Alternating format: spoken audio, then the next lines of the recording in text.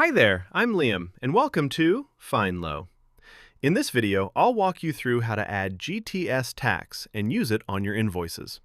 Setting up your tax correctly helps you avoid mistakes and saves time during tax season, so let's get it done now.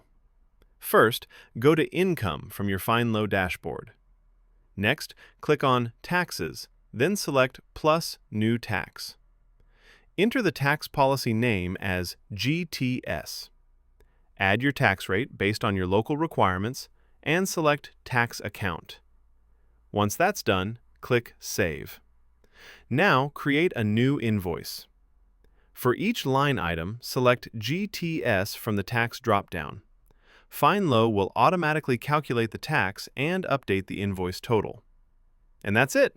Your GTS tax is now set up and ready to use. With Fynlo, your invoices stay accurate and tax-ready, without the stress. Thanks for watching, and welcome to Easier Payments with Fynlo.